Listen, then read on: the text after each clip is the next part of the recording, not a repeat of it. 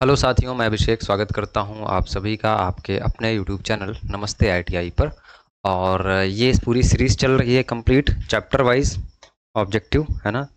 तो ये सीरीज़ की पूरी कंप्लीट प्लेलिस्ट आपको मिल जाएगी। ये क्लास नंबर 2 है। क्लास 1 इसके पीछे की प्लेलिस्ट में मिल जाएगी, तो चैनल की प्लेलिस्ट में आप लोग जाना, वहाँ पर जा करके क्लास 1 से लेकर के जितनी क्लास थ्योरी ऐप पे चल रही हैं उसका ऑब्जेक्टिव प्रैक्टिस यहाँ पे हो रहा है। ठीक है, तो स्टार्ट करें हम लोग। क्लास 1 हो चुका है जिसमें हम लोग इंट्रोडक्शन इंजन का हम लोग कवर कर चुके हैं, जिसमें क्लासिफिकेशन हीट इंजन है क्या, हीट इंजन के क्या क्या क्लासिफिकेशन निकल के आए, उष्मा इंजन के। फिर हम लोग डीजल पेट्रोल में स्विच कर रहे थे धीरे धीरे। क्लियर है इतना? आगे बढ़ा जाए। देखिए, अगर आप लोगों की ट्रेड हीट इंजन आपने सेलेक्ट किया है ना, मैकेनिकल इंजीनियरिंग वाले जो बच्चे हैं उन्होंने हीट इंजन सेलेक्ट किया होगा। तो हीट इंजन में आपको पता है कि सिर्फ आईसी इंजन नहीं पढ़ना है, प्रोडक्शन का बहुत सारा पार्ट और ऑटोमोबाइल का बहुत सारा पार्ट आपको कवर करना है ना। तो ऑब्जेक्टिव मैं यहाँ पे करा रहा हूँ। अगर आपको कंप्लीट थ्योरी पढ़ना है, कंप्लीट क्लास को कवर करना है, तो 599 का बैच है हमारा। इसमें आपको डिस्काउंट मिल जाएगा RLY10 कूपन कोड लगाएंगे तो इसमें भी कुछ छूट मिल जाएगी। इसके अलावा इस कोर्स में आपको क्लास की नोट्स मिल जाएगी रिवीजन के लिए, और मॉक टेस्ट मिल जाएगा प्रैक्टिस करने के लिए। तो आप लोग थ्योरी अभी कवर कर लो एप्लीकेशन से, नोट्स बना लो। जब आपका एग्जाम होगा तब आपको सिर्फ और सिर्फ टेस्ट देना है और यहाँ से ऑब्जेक्टिव देखना है यूट्यूब पे, है ना। अगर आपने कहीं पे ज्वाइन किया है किसी अच्छे टीचर से, या कोई बुक है आपके पास अच्छी सी, तो ये कोर्स ज्वाइन करने की कोई ज़रूरत नहीं है। ऑब्जेक्टिव आप यहाँ पे कवर कर सकते हैं। ठीक है, तो ऐप की लिंक डिस्क्रिप्शन में है, ऐप डाउनलोड करिए, वहाँ से कोर्स को ज्वाइन कर सकते हैं। बढ़ते हैं क्वेश्चन पे अपने। देखिए, पहला क्वेश्चन है यहाँ पे। अब कल हम लोग internal combustion engine, external combustion engine चर्चा कर चुके थे इसके बारे में, है ना। कैसे कैसे डीजल इंजन, पेट्रोल इंजन, फिर आपने देखा था स्टीम इंजन और स्टीम टरबाइन, है ना। फिर आपने इंटरनल कंबशन इंजन में 2 स्ट्रोक और 4 स्ट्रोक दोनों में देखा था, चाहे वो डीजल वेरिएंट हो चाहे वो आपका पेट्रोल इंजन हो, है ना। देखिए, तो आज का सवाल क्या कह रहा है कि स्पार्क इग्निशन इंजन में ईंधन के रूप में प्रयोग होता है। कल के क्लासिफिकेशन में मैंने बताया था आपको कि इंटरनल कंबशन इंजन ICE, है ना। ICE का मतलब क्या होता है? अंतर्दहन इंजन। अंतर्दहन इंजन। अब अंतर्दहन इंजन 2 प्रकार से हो जाता है जब क्लासिफाई करते हैं हम लोग। तो एक होता है आपका स्पार्क इग्निशन इंजन, जिसमें कि स्पार्क से प्रज्वलन करना होता है। स्पार्क से क्या होना होता है? आग जलाना होता है, सीधा सा ये समझिए। दूसरा क्या होता है आपका? CI इंजन, यानी कि कंप्रेशन इग्निशन इंजन, यानी कि संपीड़न प्रज्वलन। क्या होता है इसका हिंदी? संपीड़न प्रज्वलन। संपीड़न प्रज्वलन यानी कि किसी भी चीज को कंप्रेस करके, एयर को आप कंप्रेस करेंगे तो क्या हो जाएगा? बहुत ज्यादा हीट अप हो जाएगा, फिर उसमें छिड़काव कर दिया जाता है डीजल का। तो ये जो CI इंजन है, इसमें जो हम लोग ईंधन यूज करते हैं, क्या यूज करते हैं? डीजल। तो इसीलिए CI इंजन को आप लोगों ने डीजल इंजन के नाम से क्लासिफाई किया होगा कि इंटरनल कंबशन इंजन 2 प्रकार का होता है, एक डीजल एक पेट्रोल। तो वो गलत हो जाएगा। एक CI इंजन, एक SI इंजन। SI इंजन में क्या होता है? ऐसा ईंधन जो कि स्पार्क से जले, चाहे वो आपका पेट्रोल हो, है ना, चाहे वो आपका गैस का कोई इंजन हो, चाहे आप नेचुरल पेट्रोलियम गैस यूज कर रहे हैं, है ना, चाहे आप CNG यूज कर रहे हैं, चाहे आप बायोगैस यूज करें, चाहे आप कोल गैस यूज करें, कुल मिलाकर के स्पार्क से हो रहा है। तो जब स्पार्क इग्निशन इंजन में कोई भी इंजन, कोई भी सिलेंडर में स्पार्क इग्निशन अगर इंजन पर काम कर रहा है वो, तो सिलेंडर के अंदर जो सबसे पहले जाता है वो क्या जाता है? ईंधन और उसके साथ में हवा मिश्रित होकर के जाती है। और स्पार्क इग्निशन इंजन की सबसे बड़ी पहचान क्या है? इसमें कार्बोरेटर होता है ना। अब कार्बोरेटर को रिप्लेस करके हम लोग क्या लगाने लगे हैं? FI लगाने लगे हैं, फ्यूल इंजेक्टर लगाने लगे हैं। लेकिन अभी आपको जो पढ़ना है वो क्या पढ़ना है? कार्बोरेटर ही पढ़ना है ना। और कार्बोरेटर का काम भी अभी वो भी क्या कर रहा है? कार्बोरेटर का ही काम कर रहा है। सबसे पहले हवा को और आपके पेट्रोल को या आपके गैस को मिश्रण करके, मिश्रित करके फिर आपके सिलेंडर में भेजता है। तो इसके अंदर क्या क्या एंटर होता है? तो एयर प्लस फ्यूल। अब फ्यूल लिखा हमने तो वो गैस भी आ गया, इसमें पेट्रोल भी आ गया, जो भी डाला जाएगा वो। वहीं पे CI इंजन में सिलेंडर में क्या प्रवेश करता है? सिर्फ और सिर्फ हवा प्रवेश करती है। सिर्फ और सिर्फ क्या प्रवेश करती है? एयर प्रवेश करती है। बाद में क्या करते हैं हम लोग? छिड़काव करते हैं डीजल का, स्प्रे करते हैं। तो कह रहा है कि स्पार्क इग्निशन इंजन में ईंधन के रूप में क्या प्रयोग होता है? तो स्पार्क इग्निशन इंजन में ईंधन के रूप में पेट्रोल और वायु का मिश्रण प्रयोग होता है। ईंधन का प्रयोग ईंधन के रूप में क्या होता है, सिर्फ पेट्रोल होता है, सिर्फ गैस होता है? नहीं, पेट्रोल के साथ में आपका एयर का मिश्रण भी क्या होता है, अंदर जाता है आपके सिलेंडर में।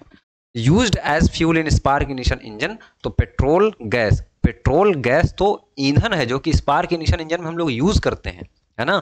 लेकिन स्पार्क इग्निशन इंजन में यूज कौन सा ईंधन करते हैं, तो mixture of petrol and air, है ना, या mixture of gas and air, है ना। चाहे आप सीएनजी गैस चला रहे हैं तो सीएनजी और एयर का मिश्रण। क्लियर हुआ?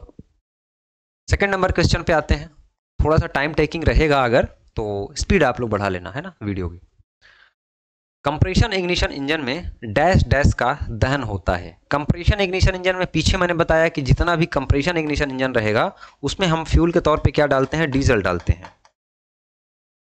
कंप्रेशन इग्निशन इंजन में, है ना, क्या डालते हैं हम लोग, डीजल डालते हैं। कंप्रेशन इग्निशन इंजन में डैश डैश का दहन होता है।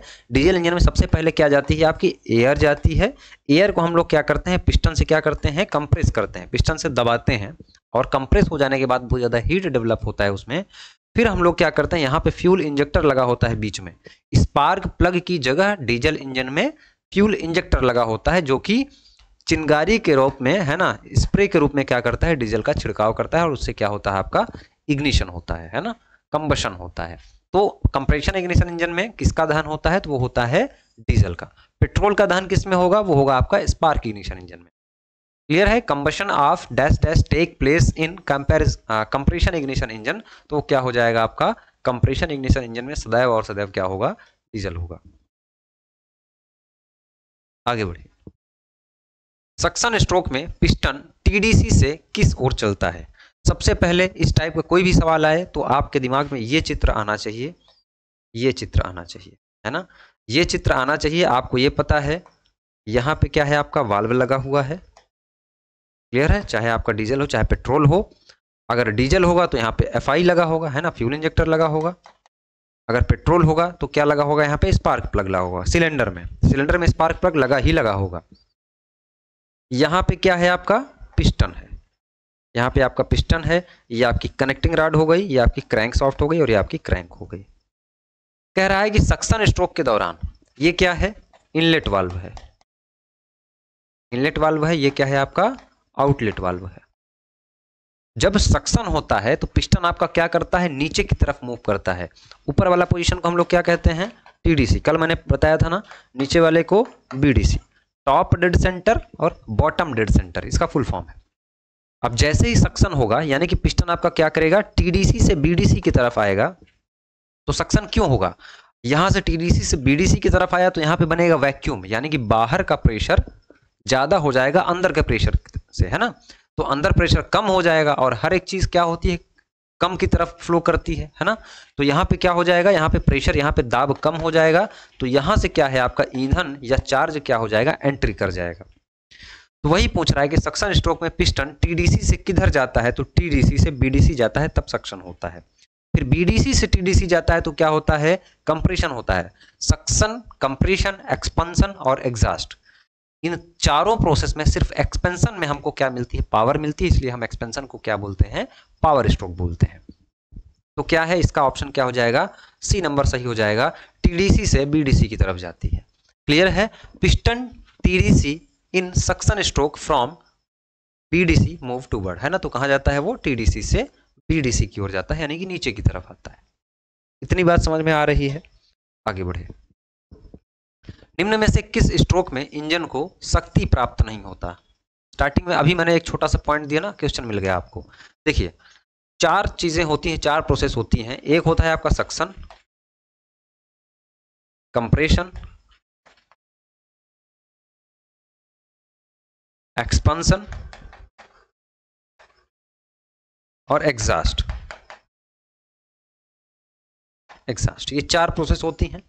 सक्शन प्रोसेस में क्या होता है कि पिस्टन आपका कहां जाता है, टीडीसी से बीडीसी जाता है ना। ये टीडीसी हो गया, ये क्या हो गया आपका, बीडीसी हो गया। यहाँ पे वाल्व है, तो पिस्टन क्या होगा, यहां से नीचे की तरफ जब पिस्टन आएगा, नीचे की तरफ जब पिस्टन आएगा, तब यहां से क्या होगा, जो भी मटेरियल आपका रहेगा वो अंदर भरना शुरू हो जाएगा, है ना। वही तो हुआ, तो सक्शन हो गया। सक्शन के दौरान हमको पावर किसी प्रकार की मिलती नहीं है, बल्कि हमारा पावर खाता है इंजन, है ना। इंजन को पावर देना पड़ता है सक्शन के दौरान। फिर होता है दोस्त कंप्रेशन। कंप्रेशन का मतलब क्या है, अब संपीड़ित किया जा रहा है, दबाया जा रहा है। अब इस कंडीशन में पिस्टन आपका यहाँ पे कहीं स्थित है। इसका थ्योरी मैंने कवर कराया है, यूट्यूब पर डला है, प्लीज जाकर के प्लेलिस्ट में आप लोग देख लेना। फिर क्या होता है, बीडीसी से किधर आता है, टीडीसी की तरफ पिस्टन आता है। और कंप्रेशन में भी क्या होता है कि हमको पावर ही देनी होती है, और पावर हम लोग कैसे देते हैं, फ्लाईव्हील के द्वारा देते हैं। उसको हम लोग क्या बोलते हैं, एनर्जी का स्टोरेज बोलते हैं। फिर जैसे ही कंप्रेशन हो जाता है तो हम कराते हैं एक्सपेंशन। अगर आपका डीजल इंजन है तो हम लोग फ्यूल पंप से, है ना, फ्यूल इंजेक्टर से क्या करते हैं, हम लोग स्प्रे करते हैं डीजल का। और अगर आपका पेट्रोल इंजन है, स्पार्क इग्निशन इंजन है, तो हम लोग स्पार्क से क्या करते हैं, चिंगारी देते हैं। जैसे ही आपने चिंगारी दिया तो वहां पे क्या हो जाएगा, एक्सपेंशन होगा, बहुत तेजी से आग भड़केगी, वही हमको पावर मिलेगी। यानी कि इन चारों स्ट्रोक के दौरान सिर्फ एक बार हमको क्या मिलती है, पावर मिलती है। और यही एक पावर से हमको ये तीनों स्ट्रोक चलाने होते हैं। इसके लिए किसकी जरूरत पड़ती है, फ्लाईव्हील की जरूरत पड़ती है। तो कह रहा निम्न में से किस स्ट्रोक के दौरान शक्ति प्राप्त नहीं होती है, तो ना तो सक्शन में प्राप्त होती है, ना तो एग्जॉस्ट में प्राप्त होती है। तो इसका ए और बी दोनों सही हो जाएगा। और प्राप्त सिर्फ किसमें होती है, तो एक्सपेंशन में होती है। क्लियर है। In which of the following stroke the engine does not receive power, तो ना तो एग्जॉस्ट में पावर रिसीव करता है, ना तो सक्शन में, है ना। आगे बढ़े। दबे मिश्रण को जलाना किस स्ट्रोक के अंतर्गत आता है। अब कोई आपके पास कह रहा है कि दबे मिश्रण को जलाना, यानी कि ऐसा मिश्रण जो कि कंप्रेस हो चुका है। तो कह क्या रहा है कि सक्शन आपका हो गया है, यानी कि पिस्टन कहाँ है, टीडीसी से बीडीसी पे आ गया है ना। अब टीडीसी से बीडीसी के बाद बीडीसी से फिर टीडीसी में भी जा चुका है। कह रहा है कि दबाया जा चुका है। एक बार तो हमने पिस्टन में क्या किया, सिलेंडर में आपके ईंधन ले लिया, सक्शन कराया, यहाँ से नीचे आया, फिर ऊपर ले जाकर के दबाया, अब दोनों वाल्व बंद किया, कंप्रेस कर दिया। कंप्रेस करने के बाद उसको जलाना है, उसको जलाना क्या कहेंगे हम लोग, एक्सपेंशन। अभी मैंने बताया ना कि जब जलेगा तो तेजी से आपका जो है वॉल्यूम बढ़ेगा, है ना। तो उस कंडीशन में एक्सपेंशन, उसी को हम लोग क्या बोलते हैं, पावर स्ट्रोक कहते हैं। उसको क्या बोलते हैं, पावर स्ट्रोक बोलते हैं। तो देखिए, दबे मिश्रण को जलाना किस स्ट्रोक के अंतर्गत आता है, तो वो आता है आपका पावर स्ट्रोक के अंतर्गत आता है। क्लियर है। जब आपका ईंधन जलता है, कंप्रेस हुआ ईंधन जब भी जलेगा तो वो किसके अंतर्गत आएगा, जैसे ही वो जलेगा वो क्या हो जाएगा, तुरंत और तुरंत पावर स्ट्रोक पे पहुंच जाएगा, यानी कि तुरंत उसका एक्सपेंशन होने लगेगा। क्लियर है। बर्निंग ऑफ, है ना, ये थोड़ा सा जो है गूगल ट्रांसलेटेड है, तो अंडरस्टैंड करना है आपको थोड़ी थोड़ी चीजें, बाकी बाइलिंगुअल है क्लासेस, कोई दिक्कत नहीं है।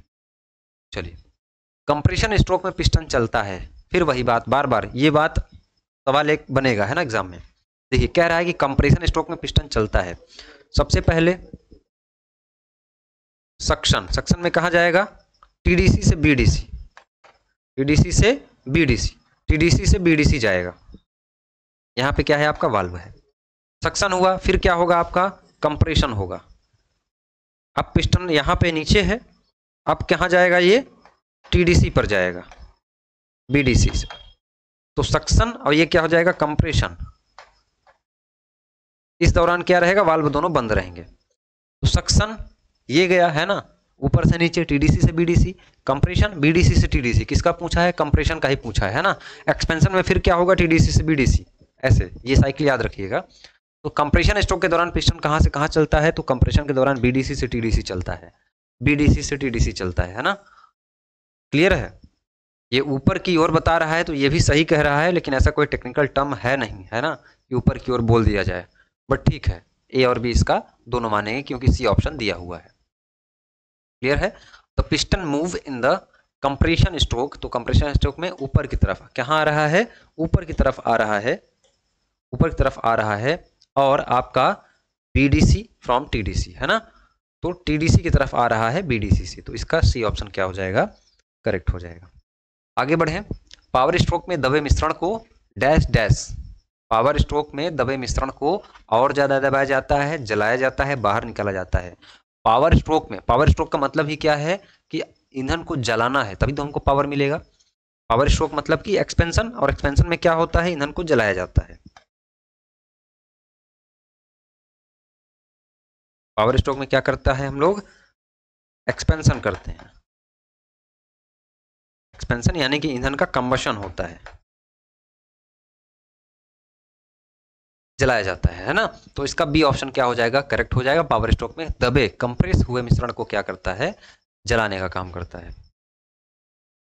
Mixture passed into the power stroke, तो क्या हो जाएगा, ये इस बर्न है ना, ये क्या होता है, जलता है। आगे बढ़े, एक 2 स्ट्रोक साइकिल इंजन एक पावर स्ट्रोक बनाता है। कह रहा है कि 2 स्ट्रोक साइकिल इंजन है ना, एक तो 2 स्ट्रोक साइकिल होती है, 2 स्ट्रोक इंजन होता है, एक तो 4 स्ट्रोक इंजन होता है। अब 2 स्ट्रोक में होता क्या है, 2 स्ट्रोक का मतलब है कि ये यहां से यहां तक की जो दूरी है ना, यहां से यहां तक की जो स्विफ्ट वॉल्यूम टीडीसी से बीडीसी की दूरी क्या कहलाती है, स्ट्रोक कहलाती है, स्ट्रोक लेंथ कहलाती है। टीडीसी से बीडीसी की जो दूरी कहलाती है दोस्त, जो हम लोग अभी बार बार बात कर रहे थे, वो क्या कहलाती है, आपकी स्ट्रोक कहलाती है, स्ट्रोक लेंथ कहलाती है। तो कह रहा है कि एक 2 स्ट्रोक साइकिल, यानी कि कोई ऐसा इंजन है जो कि अपने 2 स्ट्रोक में चारों प्रोसेस कंप्लीट कर ले, सक्शन, कंप्रेशन, एक्सपेंशन, एग्जॉस्ट, ये चारों प्रोसेस अपने 2 ही चक्कर में कंप्लीट कर ले। यानी कि हमने उसमें बार बार देखा कि बार बार 4 बार ऊपर नीचे जा रहा था ना पिस्टन, यहाँ पे पिस्टन 2 ही बार ऊपर नीचे जाएगा और अब इसकी चारों प्रोसेस कंप्लीट हो जाएंगे, यानी कि एक साथ इसमें 2 प्रोसेस हो रही होती हैं। तो कह रहा है कि एक 2 स्ट्रोक साइकिल इंजन एक पावर स्ट्रोक बनता है। तो एक पावर स्ट्रोक कब बनता है, क्रैंक शाफ्ट के प्रत्येक चक्कर में।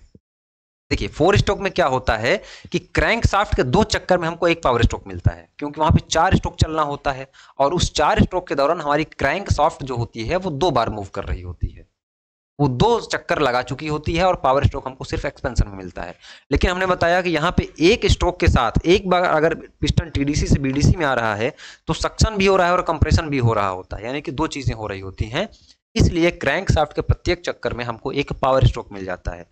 इसीलिए 2 स्ट्रोक इंजन का फायदा, हालांकि अब तो बंद ही हो गया है ना, पहले की जो बाइक आती थी है ना, हीरो पुश नाम की एक शायद बहुत पुरानी गाड़ी थी, उसमें 2 स्ट्रोक इंजन लगा होता था। तो उसका फायदा ये होता है उस इंजन में जर्क नहीं होता है, वाइब्रेशन नहीं होता है, वो इंजन जब उठता है, अब चूंकि हमको 4 प्रोसेस में एक बार हमको धक्का लगाना है, अगर आपकी गाड़ी को पुश करना हो, गाड़ी को धकेलना हो, तो हर 2 मिनट में आप गाड़ी को धकेलेंगे तब गाड़ी ज़्यादा तेजी से उसको लगेगा कि वाइब्रेशन हो रहा है, लगातार आप उस गाड़ी को धकेलेंगे तो लगेगा बहुत बढ़िया स्मूथ चल रही है। तो हर चक्कर में क्या हो रहा है, एक पावर स्ट्रोक हमको मिल जा रहा है। लेकिन वहां पे क्या है, हर 2 चक्कर में हमको एक पावर स्ट्रोक मिलता है, इसलिए यहाँ पे क्या होता है, थोड़ा सा वाइब्रेशन की समस्या होती है। हालांकि हमने ये 2 स्ट्रोक 4 स्ट्रोक के अंतर में यूट्यूब पर डला है, क्लास बताया है, तो उम्मीद करूंगा कि वो क्लास आप लोग जरूर देखेंगे। देखिए बहुत ज्यादा डिटेल संभव नहीं है यहाँ पे, है ना। 2 स्ट्रोक साइकिल इंजन, यहाँ पे बाइसिकल लिखा है, ये गलत है, साइकिल इंजन है। Makes 1 power stroke in each revolution of the crank shaft, है ना। क्रैंक शाफ्ट यहाँ पे आप देखेंगे ये क्या है, ये आपकी क्रैंक शाफ्ट जो है ना, ये क्रैंक शाफ्ट क्या है, एक रिवॉल्यूशन में, पूरा एक चक्कर लगाने में क्या होती है, हमको एक पावर स्ट्रोक मिल जाती है। देखिए जो 2 स्ट्रोक इंजन होता है उसको पहचानने का तरीका ये है कि इसमें कभी वाल्व नहीं लगा होगा। तो 2 स्ट्रोक है ना, 2018 में पूछा हुआ सवाल है आपके, है ना, एलपी और टेक्नीशियन में।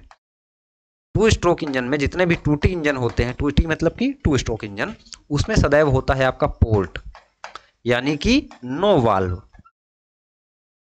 उसमें कोई वाल्व नहीं होता है। वहीं पे 4 स्ट्रोक इंजन में क्या होता है, वाल्व लगे होते हैं। क्लियर है, चलिए। तो ये क्या है, आपका पेट्रोल है, 2 स्ट्रोक है। यहाँ पे आप देखेंगे कि एग्जॉस्ट पोर्ट है, ये इनलेट पोर्ट है। अब देखेंगे कि ये वाल्व इसलिए नहीं होता है क्योंकि जो पिस्टन आप देख रहे हैं ना, यही एक टाइम बंद करके रखता है, एक टाइम खोल देता है। अब आप देखेंगे कि जब ये पिस्टन ऊपर जा रहा होता है तब यहां से क्या होता है, चार्ज आपका अंदर आकर के इधर भर जाता है, इधर भर गया, यानी कि उधर तो कंप्रेशन हो ही रहा है और इधर क्या हो गया, सक्शन भी हो गया ना, एक साथ 2 प्रोसेस, वही तो मैं समझाने की कोशिश कर रहा हूं। और फिर जैसे ये पिस्टन नीचे आने लगेगा तो ये ट्रांसफर पोर्ट है, ट्रांसफर पोर्ट फिर इसको ऊपर की तरफ भेज देगा जहां पे कंबशन चेंबर है, वही चीज है। फिलहाल इसका आंसर ए हो जाएगा, डिटेल में जाना सही नहीं है, नहीं तो आप लोग छोड़ के भागोगे क्लास। 2 स्ट्रोक इंजन में क्रैंक शाफ्ट के प्रत्येक चक्कर में क्या प्राप्त होता है, देखिए 2 स्ट्रोक इंजन में क्रैंक शाफ्ट के प्रत्येक चक्कर में क्या प्राप्त होता है, पावर स्ट्रोक प्राप्त होता है, साथ में दहन भी प्राप्त होता है, साथ में सक्शन भी प्राप्त होता है। यानी कि एक क्रैंक शाफ्ट की चक्कर, एक रिवॉल्यूशन में सक्शन, नोट कर लीजिएगा, कंप्रेशन, एक्सपेंशन और एग्जॉस्ट, ये चारों प्रोसेस एक रिवॉल्यूशन में हो जाती हैं, किसमें, आपकी 2 स्ट्रोक इंजन में। वहीं पे आपका 4 स्ट्रोक इंजन होगा, वहां पे होगा सक्शन, कंप्रेशन, एक्सपेंशन, एग्जॉस्ट। ये आपका कैसे होगा? ये आपका 2 रिवॉल्यूशन में होगा, 2 रिवॉल्यूशन में होगा, है ना। तो आपका पावर स्ट्रोक भी एक रिवॉल्यूशन में मिल जाएगा, आपका दहन भी एक ही रिवॉल्यूशन में कंप्लीट हो जाएगा, आपका सक्शन भी, यानी कि सारे ऑप्शन इसके क्या हो जाएंगे दोस्त? सही हो जाएंगे। In the 2 stroke engine dash dash is obtain in each revolution of crankshaft. तो पावर स्ट्रोक, कंबस्टन और सक्शन, ये सारे ऑप्शन क्या हो जाएंगे? इसके सही हो जाएंगे। अगला सवाल है, 2 स्ट्रोक इंजन में ईंधन को क्रैंक केस से सिलेंडर में भेजने के लिए प्रयुक्त पोर्ट है। वही पीछे मैंने फिगर दिखाया कि 2 स्ट्रोक इंजन में ईंधन को क्रैंक केस, जो नीचे वाला पार्ट था ना, जो पिस्टन के नीचे वाला पार्ट था, वो क्या था आपका? यहाँ पे आपका एक इनलेट पोर्ट होता है, यहाँ पे आपका क्या होता है? आउटलेट। ये क्या है? आपका इनलेट पोर्ट है, ये आपका आउटलेट पोर्ट है। यहाँ पे स्पार्क प्लग लगा था, इस टाइप से था, और यहां से एक ट्रांसफर पोर्ट जुड़ा हुआ था यहाँ। तो क्रैंक केस से, यहां से तो इनलेट, यानी कि आपका ईंधन चला गया अंदर क्रैंक केस में, यहाँ पे क्या है? क्रैंक केस होती है, यहां से चला गया। अब यहां से ईंधन को यहाँ कंबशन चैम्बर में, है ना, कंबशन चैम्बर जहां पे दहन होना है, स्पार्क प्लग तो यहाँ लगा है, दहन तो यहाँ होगा। यहाँ कौन भेजता है? तो ये ट्रांसफर पोर्ट भेजता है। इसको क्या बोलते हैं हम लोग? ट्रांसफर पोर्ट बोलते हैं। फिगर दिखा करके पूछेगा, ठीक है, इसको क्या बोलते हैं हम लोग? ट्रांसफर पोर्ट बोलते हैं। तो इसका सी ऑप्शन यहाँ पे बिल्कुल करेक्ट है। क्या है? ट्रांसफर पोर्ट है। The port use to send fuel from the crank case to the cylinder in a 2 stroke engine. तो वो क्या हो जाएगा? आपका ट्रांसफर पोर्ट। क्लियर है? आगे बढ़ते हैं। 2 स्ट्रोक इंजन में 4 स्ट्रोक इंजन की अपेक्षा दोलन डैश डैश होता है। ये वही कह रहा है ना, हमने बताया था ना कि वाइब्रेशन, झटका किसमें ज्यादा होता है? 4 स्ट्रोक में झटका आपको ज्यादा समझ में आएगा। अब भाई हर इंजन की अपनी अपनी खूबियां और हर इंजन की अपने अपने क्या है? नुकसान है। तो 2 स्ट्रोक और 4 स्ट्रोक इंजन का अंतर जरूर देख लीजिएगा, क्यों हम लोग यूज नहीं कर रहे हैं आजकल ऑटोमोबाइल में 4 स्ट्रोक इंजन ही आप क्यों यूज करते हैं। इसको बढ़िया से समझना है तो प्लीज वो क्लास आप लोग प्लेलिस्ट में जाकर के जरूर देख लेना। 2 स्ट्रोक इंजन में 4 स्ट्रोक इंजन की अपेक्षा दोलन क्या होता है? तो 2 स्ट्रोक इंजन में दोलन क्या होता है? कम होता है। इसमें क्या होता है? ज्यादा होता है। उसका कारण पीछे हमने बताया। तो ए ऑप्शन इसका क्या हो जाएगा? करेक्ट हो जाएगा। Oscillation occurs in 2 stroke engine as compare to 4 stroke engine. तो क्या होता है? वो लेस होता है। वही बात है ना, भाषाओं का अंतर है, चीजें वही हैं। एक 4 स्ट्रोक डीजल इंजन की पावर साइकिल 4 स्ट्रोक से पूरी होती है। 4 स्ट्रोक डीजल इंजन में सक्शन स्ट्रोक के दौरान पिस्टन उत्पन्न क्या करता है? कह रहा है कि एक हमारे पास 4 स्ट्रोक का डीजल इंजन है, ठीक है भाई, एक हमारे पास क्या है? 4 स्ट्रोक का क्या है? डीजल इंजन है। ऐसे लिख लीजिए, 4 स्ट्रोक का क्या है? डीजल है, ठीक, मान गए। अब ये कह रहा है कि पावर साइकिल 4 स्ट्रोक में पूरी होती है, ठीक है। 4 स्ट्रोक डीजल इंजन में सक्शन स्ट्रोक के दौरान पिस्टन क्या उत्पन्न करता है? तो सक्शन स्ट्रोक के दौरान, यानी कि जब भी सक कर रहा होगा सिलेंडर में, वो जब भी सिलेंडर में सक्शन हो रहा होता है और डीजल इंजन हो, है ना, तो डीजल इंजन के दौरान क्या होता है? सिर्फ और सिर्फ आपका एयर अंदर आता है। स्टार्टिंग मैंने बताया ना, सिर्फ और सिर्फ क्या आता है? एयर आता है। और एयर को अकेले हम लोग क्या करते हैं? कंप्रेस करते हैं, दबाते हैं। और एयर जब कंप्रेस हो जाती है तो उसमें हम लोग क्या करते हैं? ईंधन का छिड़काव करते हैं। क्लियर था? तो क्या हम लोग भेजते हैं इसमें? केवल स्वच्छ वायु। सी ऑप्शन इसका क्या हो जाएगा? करेक्ट हो जाएगा। केवल ईंधन जाएगा नहीं, वायु तथा ईंधन का मिश्रण जाएगा नहीं, क्योंकि वो पेट्रोल इंजन हो जाएगा, यानी कि स्पार्क इग्निशन इंजन हो जाएगा। The power cycle of 4 stroke diesel engine is completed in 4 stroke. The piston generated during the suction stroke of 4 stroke diesel engine. तो क्या हो जाएगा? Only clean air. बहुत बढ़िया एक सवाल है आपके सामने। मैं आशा करता हूं कि ये आपसे नहीं बन रहा होगा, ठीक है। कह रहा है कि कंप्रेशन अनुपात का सूत्र है, यानी कि कंप्रेशन रेशियो।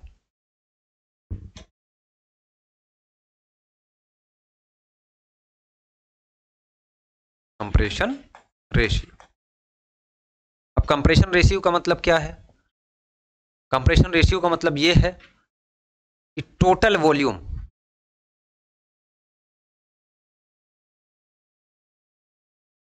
टोटल वॉल्यूम आप यहां पे क्या देखेंगे? आप देखेंगे कि swept volume plus clearance volume. क्या है आपका? Swept volume plus clearance volume. अब स्वेप्ट वॉल्यूम क्या होता है? ये पिस्टन आप देख रहे हैं टीडीसी से बीडीसी, ये क्या है आपका? टीडीसी से बीडीसी। टीडीसी से बीडीसी तक की दूरी तक में जितना आपका फ्यूल आ जाए एक बार में, जितना चार्ज भर जाए, वो क्या कहलाता है? स्विफ्ट वॉल्यूम कहलाता है। और इंजन का सीसी आपने सुना होगा, आम बोलचाल की भाषा में लोग पावर को सीसी बोलते हैं। 100 सीसी की वाहन है आपका, 800 सीसी का वाहन है। इसका मतलब है कि सिलेंडर का जो वॉल्यूम है, स्विफ्ट वॉल्यूम है, वो कितना है? 800 सीसी, 800 सेंटी क्यूबिक है ना। अगर 1000 हो गया तो 1000 लीटर लोग बोल देते हैं, है ना, कि 1000 लीटर। तो इसका मतलब ये है कि इस सिलेंडर को पूरा अगर हम लोग खोल देंगे एक बार में, जितना ये मूव करता है टीडीसी से बीडीसी, तो यहाँ पे अगर हम लोग डालेंगे ईंधन तो 1000 ml यानी कि 1 लीटर क्या है आपका ईंधन आएगा।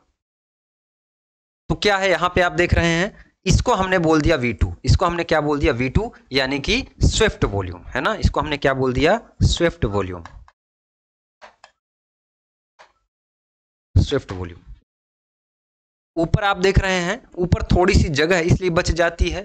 हमेशा ऐसा नहीं है कि पिस्टन आपका मूव करेगा तो धड़धड़ा के एकदम ऊपर तक टकरा जाएगा, दीवार से टकराएगा तो क्या होगा? नुकसान होगा। तो इसलिए नीचे भी कहीं पे टकराए ना पिस्टन, ऊपर भी कहीं ना टकराए तो थोड़ा सा क्लियरेंस वॉल्यूम छोड़ा जाता है, थोड़ी सी छूट छोड़ी जाती है, जिससे कि यहाँ पे वाल्व असेंबली लगी हुई है, आपके पोर्ट लगे हुए होते हैं, वो नुकसान ना पहुंचे, क्योंकि पिस्टन बहुत तेजी से मूव करता है।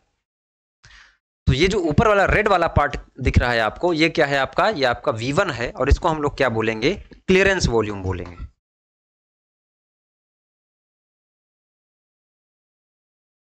Clearance volume.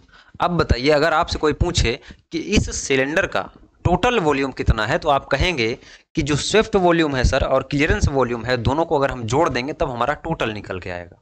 लेकिन हमारे यूज में कितना आता है? यूज में आता है सिर्फ और सिर्फ स्विफ्ट। तो वही कह रहा है कि टोटल, अब देखिए कंप्रेशन रेशियो क्या होता है? जितना आपका टोटल वॉल्यूम है ना, जितना आपका टोटल वॉल्यूम है बटे में कितना आपने छूट छोड़ी, कितना आपने क्लियरेंस छोड़ा है, वो आपका क्या कहलाएगा? वो आपका कहलाएगा कंप्रेशन रेशियो। तो इसके अनुसार क्या आ रहा है? VS यानी कि टोटल वॉल्यूम। तो देखिए, अगर इस फॉर्म में भी आपसे पूछा जा सकता है, ऐसे भी पूछ सकता है कि टोटल वॉल्यूम रेशियो किसका हो जाएगा? Clearance volume, clearance volume. तो ये भी आंसर सही हो जाएगा और ये भी सही हो जाएगा। क्लियर है इतनी सी बात, है ना? यहां तक समझ में आई चीजें? ठीक है, तो इसका आंसर क्या हो जाएगा भाई? डी नंबर सही हो जाएगा। आगे बढ़ें, आगे बढ़ें। चलिए, अगला सवाल कह रहा है कि क्लियरेंस आयतन के इंजन की उपयुक्त स्थिति क्या है? जो क्लियरेंस वॉल्यूम आप दे रहे हैं ना, जो क्लियरेंस वॉल्यूम दे रहे हैं, उसकी उपयुक्त स्थिति क्या है? वो किस जगह पे होता है? तो आप ये बताइए। आपने देखा भी कि आपके पास ऐसा एक सिलेंडर था, है ना, वहां पे आपने क्या देखा कि एक ऐसा पिस्टन लगा हुआ था, फिर आपने ऊपर देखा कि वाल्व असेंबली ऊपर लगी हुई थी। यहां तक हम पिस्टन को मूव करा रहे हैं, बस यहां तक, इससे ऊपर नहीं ले जा रहे हैं। तो क्लियरेंस की जो स्थिति होगी, क्लियरेंस वॉल्यूम की जो स्थिति होगी, वो उपयुक्त स्थान कहां पे होगा?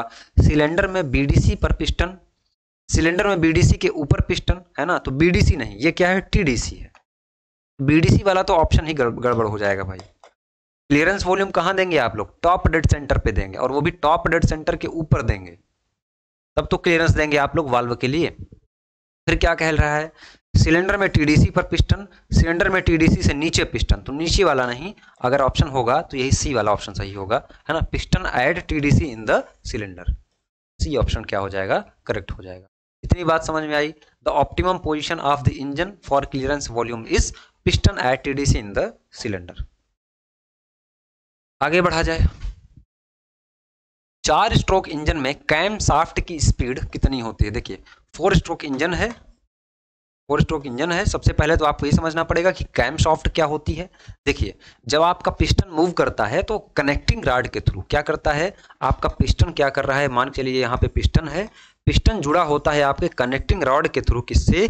क्रैंक शाफ्ट से, जो कि आपके क्रैंक को क्या करती है? मूव करती है। Connecting rod, crank shaft,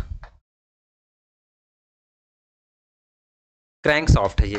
crank shaft के थ्रू क्या करती है? मूव करती है। अब जो ये शाफ्ट आपकी घूम रही है ना, जो क्रैंक, ये क्या है? आपकी क्रैंक है। इसी क्रैंक से, ये पूरा का पूरा एक क्रैंक है। यहाँ पे आप देख रहे हैं कि 3 सिलेंडर इंजन है, इसी को 3 पिस्टन इंजन कार होती है ना आपकी अल्टो 800 3 सिलेंडर की इंजन होती है ना, 3 सिलेंडर। अगर 3 सिलेंडर रहेगा तो 3 पिस्टन भी रहेगा, है ना। तो अब देखिए यहाँ पे क्या हो रहा है कि ये आपकी क्रैंक सॉफ्ट हो गई। इस सॉफ्ट को बारी बारी से घुमाया जा रहा है, यानी कि हम चाह रहे हैं कि एक बार में 4 स्ट्रोक में हमको पावर स्ट्रोक मिलती है, तो हम 4 सिलेंडर लगा देंगे तो हमको हर बार पावर स्ट्रोक मिल जाएगी। ये इंजन की स्मूथनेस और पावर के लिए ऐसा किया जाता है, ठीक है।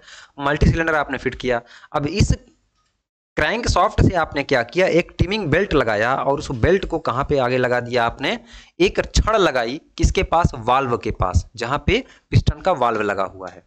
अब इस वाल्व को चलाने के लिए कोई हाथ से तो जाके खोलेगा नहीं, बंद करेगा भैया। अब ईंधन आना है, आप तो सिर्फ गियर लगाना जानते हो और स्टीयरिंग घुमाना जानते हो, है ना।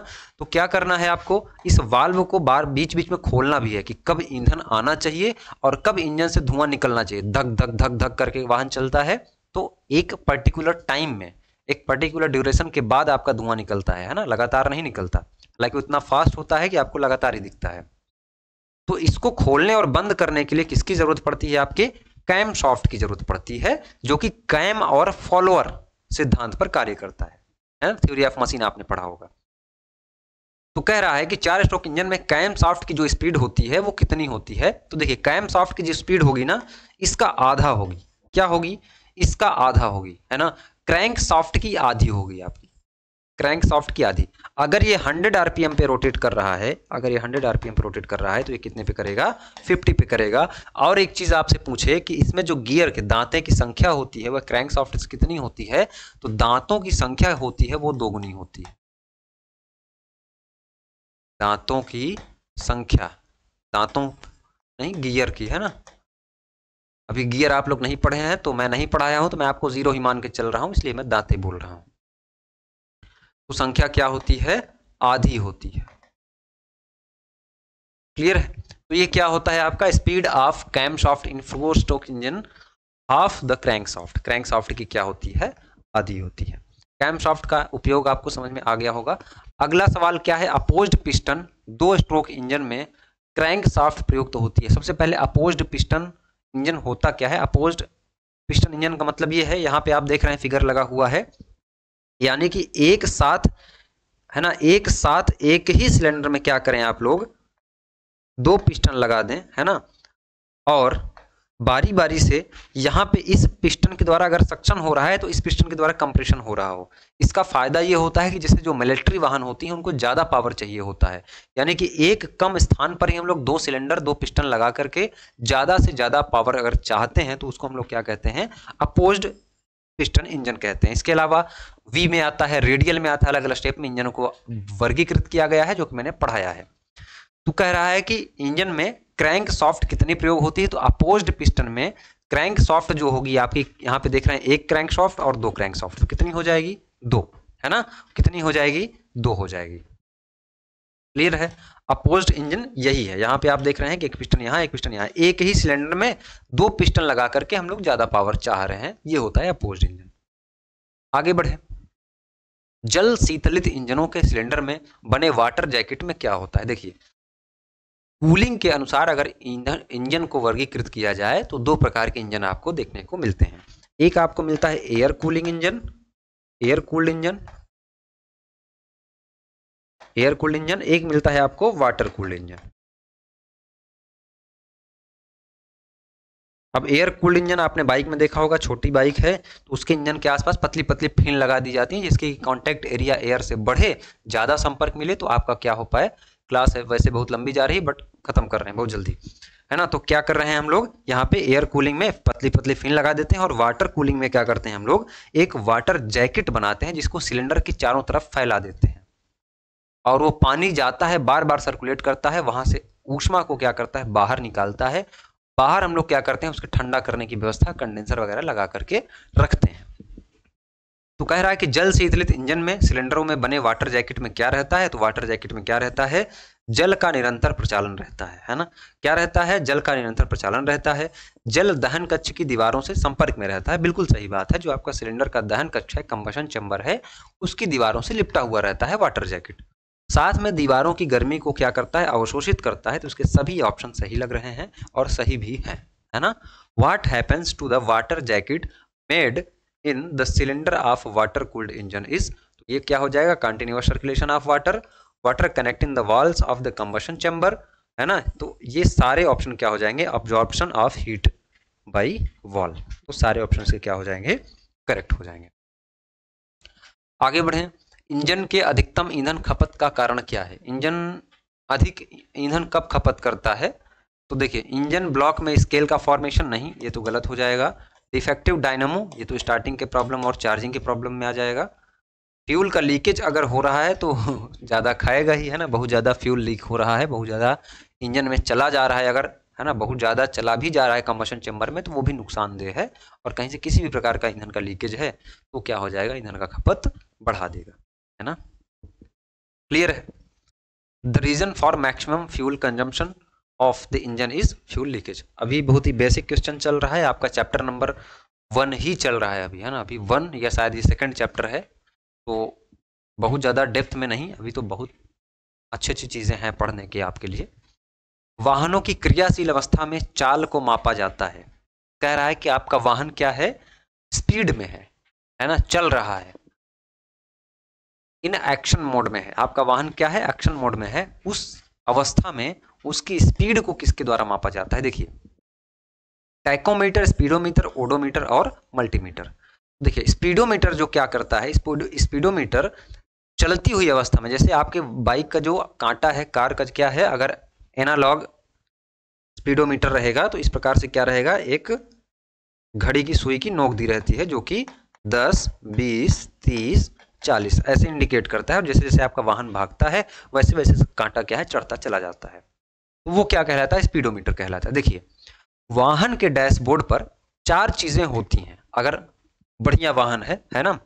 तो क्या क्या होता है, एक तो टैकोमीटर होता है, एक तो स्पीडोमीटर होता है, एक तो ओडोमीटर होता है।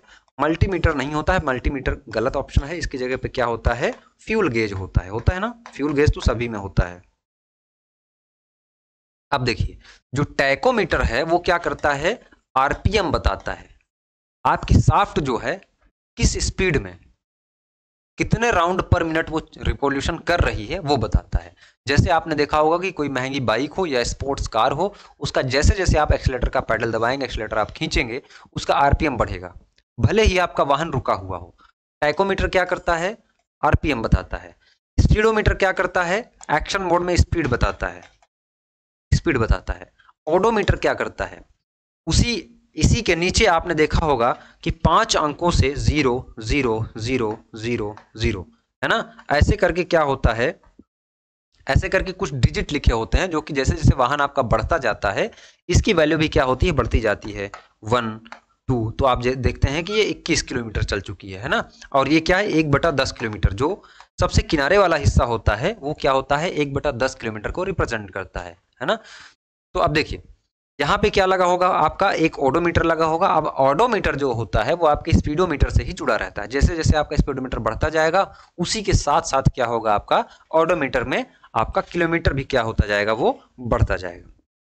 फ्यूल गेज क्या होता है, वो आपके पेट्रोल टैंक में, डीजल टैंक में कितना ईंधन बचा हुआ है उसके बारे में बताता है। एक साइड ई लिखा होता है, एक साइड एफ लिखा होता है ना, एम्प्टी है कि आपका फुल है, वो आपका बताता है। तो in speed mode measured they are in action, तो क्या हो जाएगा, आपका स्पीडोमीटर हो जाएगा। टैकोमीटर टिक करके नहीं आना है, टैकोमीटर आरपीएम बताता है। ओडोमीटर क्या बताता है, वो भी मैंने आपको बताया कि आपका ओडोमीटर, है ना। चलते वाहन की गति को कौन सा मीटर दर्शाता है, फिर से वही सवाल, तो वो क्या हो जाएगा, स्पीडोमीटर हो जाएगा। आगे बढ़ें। टैकोमीटर का उपयोग किया जाता है, पूछ लिया है, रेसिंग कारों में। बिल्कुल, टैकोमीटर का उपयोग कहाँ किया जाता है, रेसिंग कारों में या रेसिंग बाइकों में भी टैकोमीटर। जैसे जैसे आप क्या करेंगे, एक्सीलेटर को और ज़्यादा बढ़ाएंगे तो आपका आरपीएम उसका बढ़ता हुआ दिखाई देगा। साथ में बड़े गियर रेशियो वाले वाहनों में, ऐसे वाहन जिनका गियर रेशियो बहुत ज़्यादा है, बहुत अधिकतम है, वहाँ पे भी आपको आरपीएम दिखाया जाता है। तो tachometer is used in racing car in vehicle with large gear ratio. तो इसका क्या हो जाएगा, ए और बी ऑप्शन सही हो जाएगा। वाहनों के द्वारा तय की गई दूरी को दर्शाया जाता है। तो वाहनों के द्वारा कितनी दूरी तय की गई है, इसको हम लोग कैसे दर्शाते हैं, इसको दर्शाते हैं हम लोग ओडोमीटर से। वही 0.0012 है ना, जो भी आपका किलोमीटर है उस हिसाब से। ये क्या कहलाता है? आपका ओडोमीटर कहलाता है। एक्शन मोड में जो स्पीड बताता है वो क्या बताता है? आपका स्पीडोमीटर बताता है। क्लियर है? टैकोमीटर से आप लोग RPM. The distance covered by vehicle is shown from tachometer, from odometer, from multimeter, from speedometer. तो क्या हो जाएगा इसका? ओडोमीटर इसका करेक्ट हो जाएगा। आगे बढ़े। ओडोमीटर वाहन में इनमें से किसकी सहायता से क्रिया कर पाने में सक्षम हो पाता है? तो ओडोमीटर जो होता है वो वाहन से कैसे जुड़ा होता है? तो ओडोमीटर जो जुड़ा होता है, आपने बाइक में भी कभी देखा होगा, खराब हुआ होगा तो 100 रुपीज़ के आसपास आपको एक वायर बदलनी पड़ती है, एक लचीली केबल होती है उसको बदलनी पड़ती है। तो वो चलता कैसे है? चलता तो केबल से भी है, लेकिन वो केबल कहाँ कनेक्ट होती है? किसी ना किसी शाफ्ट से कनेक्ट होगी। आपके आगे वाला जो पहिया होता है, व्हील होता है, वहां के शाफ्ट से कनेक्ट हो सकती है, आपके गियर बॉक्स के शाफ्ट से कनेक्ट हो सकती है, कहीं ना कहीं वो जरूर कनेक्ट होगी, यानी कि गियर बॉक्स की मुख्य शाफ्ट से कनेक्ट होगी। साथ में लचीले केबल से जो है आपके ओडोमीटर को चलाया जाता है। इन दोनों चीजों को मिला करके आपका ओडोमीटर आगे रन करता है। तो क्या हो जाएगा? Odometer is able to function with the help of which of the following in vehicle. तो क्या हो जाएगा? Main shaft of gear box from flexible cable. A and B option क्या हो जाएगा? करेक्ट हो जाएगा। तो ये हो गया भैया आपका कंप्लीट चैप्टर नंबर 2। तो क्लास अगर समझ में आ रही हो, मजा आ रहा हो, तो प्लीज चैनल को सब्सक्राइब कर लीजिए आप लोग, बेल आइकन को प्रेस कर दीजिए, और भेजना हो तो अपने दोस्तों के साथ भी साझा करिए, जिससे कि मैं ये सीरीज यूट्यूब पे कंप्लीट करा दूं। बाकी एप्लीकेशन पे तो मैं करा ही रहा हूं। जिनको ज्वाइन करना है भैया, एप्लीकेशन की लिंक डिस्क्रिप्शन में है, डाउनलोड करो आप लोग। RLY10 कूपन कोड भी अभी मैं दे देता हूं आपको। RLY10 ये कूपन कोड लगाओगे आपको डिस्काउंट मिल जाएगा। इसमें आपको वीडियो क्लासेस, क्लास की नोट्स और मॉक टेस्ट ये मिल जाएगा। तो ऐप डाउनलोड करिए और पढ़ाई करिए। ठीक है।